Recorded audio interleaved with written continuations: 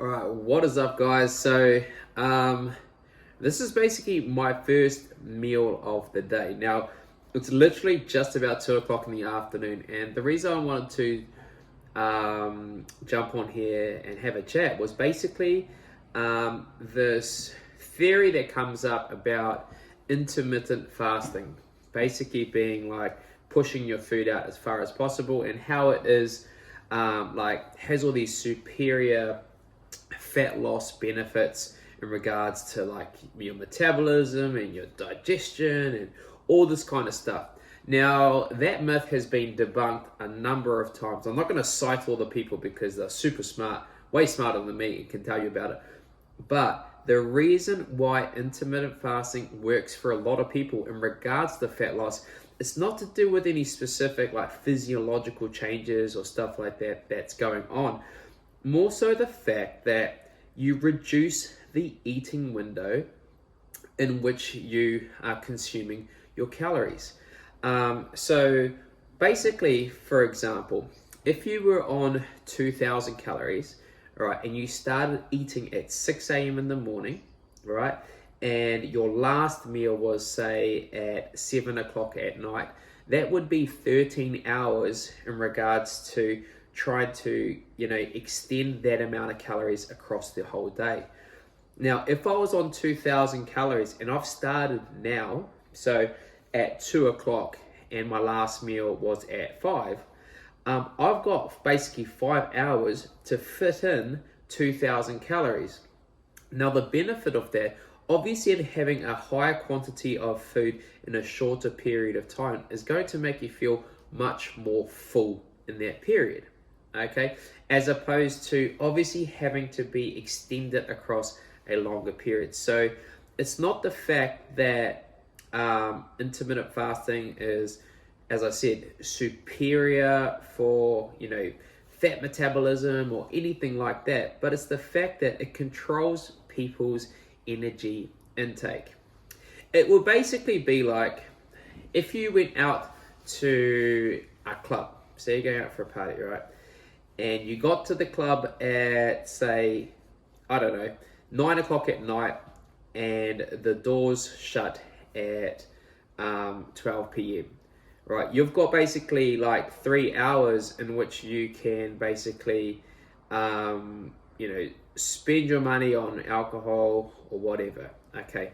Now, in regards to if you got to, say, the bar at midday, all right, and you went all the way till midnight, you've got 12 hours where I'm sure that you are going to spend much more money in that short period, or in that longer period of time, than if you were to only go there for a few hours. So it's just a little random metaphor I use with a few clients, but like I said, there's nothing magic about it. For me, when I'm in a dieting phase, it can be a beneficial way for me to kind of stay more adherent or feel more satiated by pushing my first meal out as far as possible.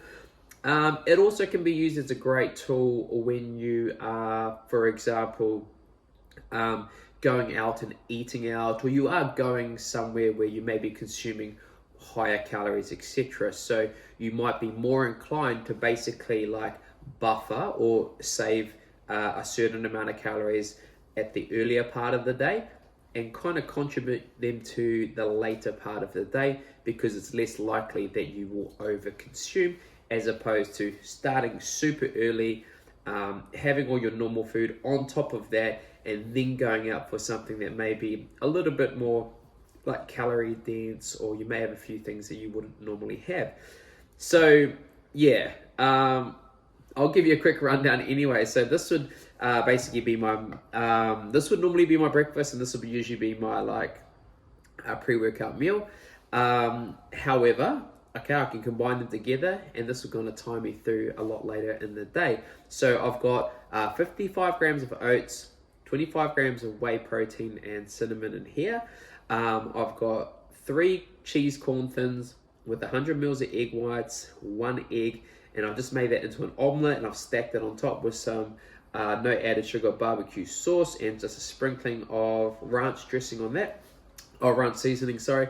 And then here, I've basically, very simple, I put this on my Instagram the other day about having a smoothie and how it can be beneficial in regards to a little bit more volume, keeping you full, also gets a bit more fluid in your body as well in regards to hydration. So I've literally only got 100 grams of strawberries, 25 grams of whey, ice and water, and just a little bit of stevia, and it is like, you know, pretty damn thick and it's to the brim. So all of this is pretty much going to tie me over. As I said, I haven't even had lunch yet, so my lunch meal will be a little bit later in the day.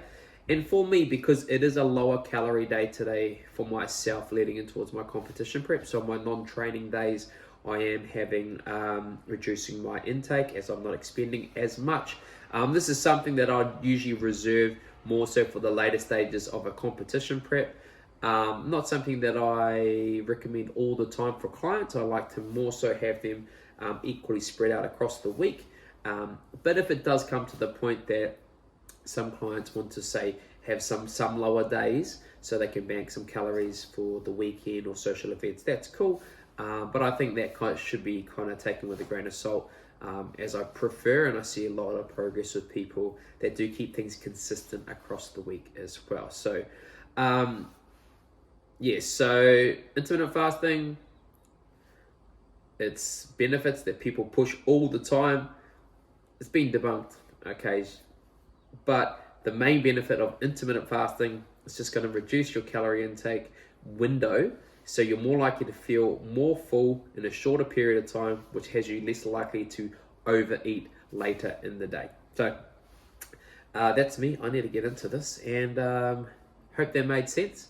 And if you like this, you may as well subscribe to the channel, make sure to share it, comment, and maybe tag somebody else as well. So something I'll probably do more frequently. All right.